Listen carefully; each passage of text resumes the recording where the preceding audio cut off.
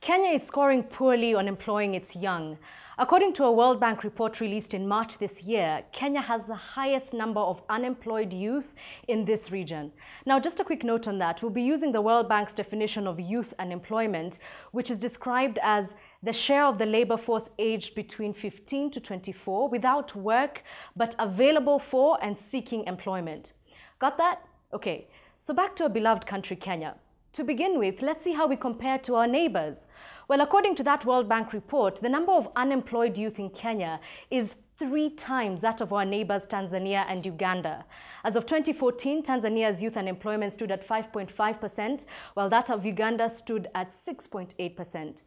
Oh, you want to know about Kenya? Our unemployment rate within the youth was 17.4%. Let's not forget that Kenya happens to be the biggest economy in this same region. So what's the problem here? Well, about half of the country's population is of working age when only a small section is employed. This stretches resources and denies the economy the much needed investment opportunities. But youth unemployment does something far worse. It inadvertently silences. Unemployed or underemployed youth are less able to contribute effectively to national development and have fewer opportunities to exercise their rights as citizens. They have less to spend as consumers, less to invest as savers, and often have no voice to bring about change in their lives and communities. Not having a steady income literally silences young people. But not everyone is unemployed, right? So how many in this same demographic between 15 to 24 are employed? Well, the Kenya National Bureau of Statistics, these are the gatekeepers of national data in the country, don't have an age-specific data on employment. The figures collated on employment have been broken down into different categories. Now, some examples include wage employment in the modern sector, wage employment by industry and sex, or wage employment in the public sector.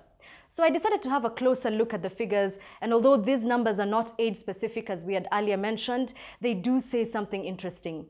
The number of people getting jobs, according to the Kenya National Bureau of Statistics, is increasing year on year. Even average earnings for those in employment are rising according to these hard figures. So why doesn't it feel this way? Why does it feel like people are always looking for work, even those with jobs? The answer may be in a recent survey report by the Pew Research Center. Now, this report was based on the findings of 8 African countries, including Kenya. Asked what they thought of economic conditions, 52% of those polled from Kenya said good. However, and this is where the answers could be, 73% of those polled thought iniquity is a very big problem. See, the gap between the rich and the poor is widening. The same report goes to show that Kenya is one of those countries where half or more report that there have been times in the last year, meaning 2012, when they were unable to afford food for their families. So what are we saying here? The numbers are saying that things are getting better, but not fast enough. Not enough to catch up to the people at the top of the pyramid. Youth unemployment has national economic and political impacts. Let's not forget that the figures that I've been quoting only address those between the ages of 15 and 24. The most affected people, presumably a bulk of the people who are watching this, the young, you and me, as we have seen, are often silenced. Well, the election is a great time to change that. Think about what the candidates are promising. Look critically at their national employment policy proposals. Arm yourself with accurate data.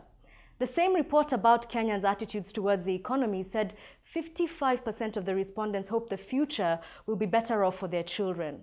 But see, the future has already begun. This is it, and this is on you, and this is Fact Up. Cut.